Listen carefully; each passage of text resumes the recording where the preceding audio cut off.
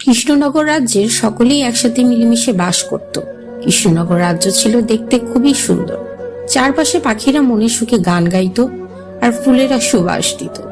সেই রাজ্যের রাজা ছিল খুবই দয়ালু। রাজ্যের প্রতিটি প্রজার যেন কোনো কষ্ট না হয় সেদিকে সে অত্যন্ত খেয়াল রাখত। এইভাবেই সুখে শান্তিতে রাজ্যের সকলের দিন কাটছিল। রাজ্যের পাশেই ছিল এক বিশাল বন।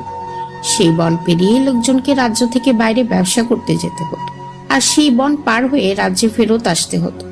সেই জঙ্গলের মধ্যে বাস করত এক টেকো শাকচুন্নি। একদিন গাছের ডালে বসে টেকো শাকচুন্নি চিন্তা করছে, এভাবে আর কয়দিন?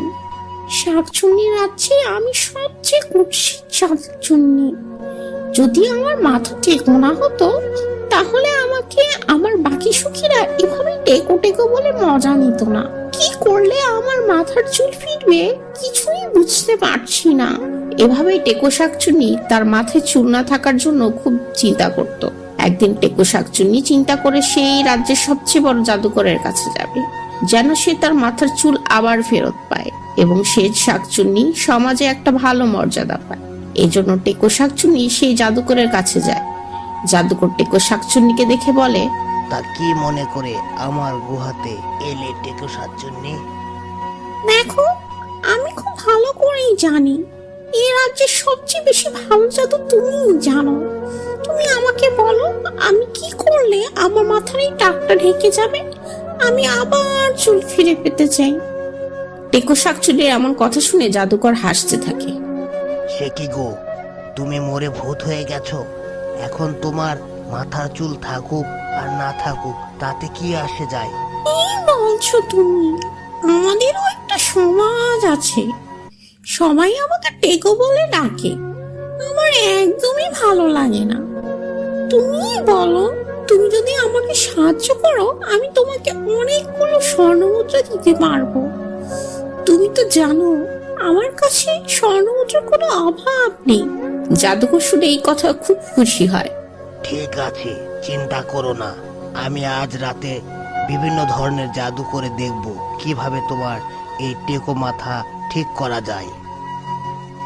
অন্যদিকে রাজ্য রাজামশাই এবং রানী খুবই খুশি ছিলেন, কারণ তাদের প্রাসাদে সদ্য একটা ছোট্ট রাজকুমারীর জন্ম হয়েছিল।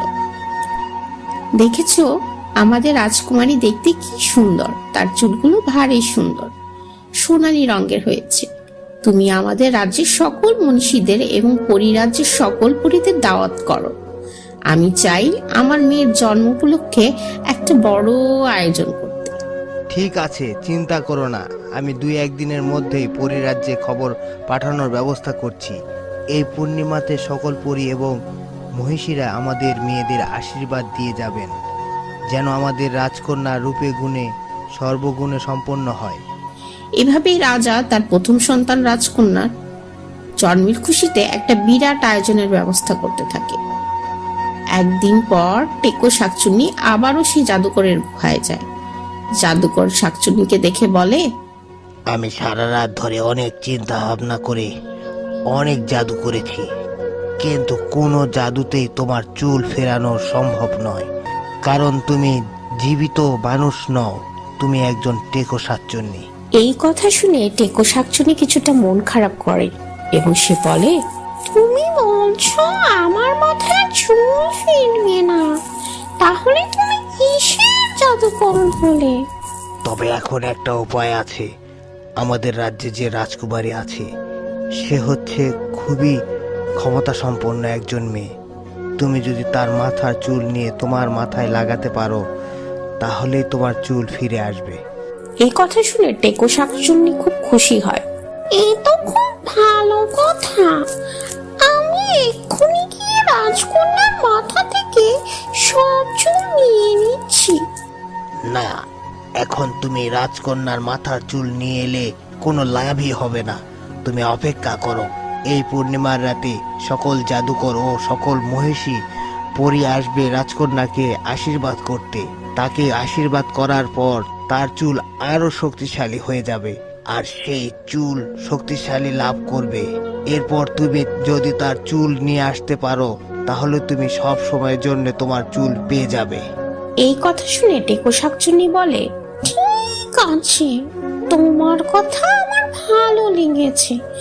আমি চিন্তা করছি এই পূর্ণিমা পর্যন্ত অপেক্ষা করব। পূর্ণিমার পর আমাকে আর কেউ টেকো বলে ডাকতে পারবে না। আমি অবশ্যই রাজকন্যা সব চুল নিয়ে নিব আর আমার নিজের মাথায় লাগিয়ে নেব। এভাবেই টেকো সবসময় খুশি হয়ে সেই পূর্ণিমা রাতের আসার অপেক্ষা করতে থাকে।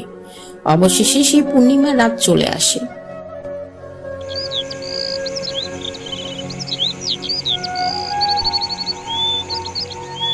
পুরো রাজ্যকে আলোকিত করা হয় এবং রাজ্যের সকাল থেকেই বিভিন্ন মনীষীরা এবং পরিরাজ্যের পরীরা আসতে শুরু করে।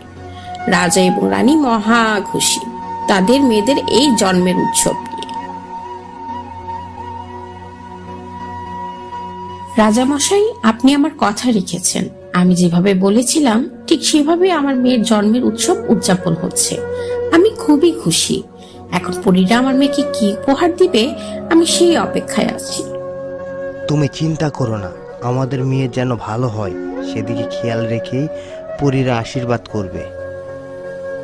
অন্যদিকে রাজপ্রাসাদের বাইরে টেকো শাকচুন্নি গাছে গাছে ঘোরাঘুরি করছিল। আরে, এই কি হচ্ছে? এই কি হচ্ছে আমার সাথে? এই বাচ্চা একটা মেয়ের চুল ধরাতে আমি এত বড় একটা আঘাত কি করে পেলাম? আবারও টেকো শাকচুন্নি চেষ্টা করে। এবারও সে রাজকন্যা চুলে হাত দিতে গিয়ে কোনো কিছুই করতে পারে না, বরং সে নিজেই আহত হচ্ছিল। এটা দেখে শাকচুন্নি বুঝতে পারে তার মানে সে জাদুকর ঠিকই বলছিল, রাজকন্যা কোনো সাধারণ মেয়ে নয়, বরং অসাধারণ শক্তির মেয়ে। আমি কোনোভাবেই তার এই চুল দিতে পারবো না। আমাকে এভাবে সারা জীবন টেকো শাকচুন্নি হয়ে থাকতে হবে। আর কোনো উপায় না দেখে সে আবারও তার গাছে ফিরে যায় এবং জঙ্গলে সেভাবেই টেকো শাকচুন্নি হয়ে বসবাস করতে থাকে।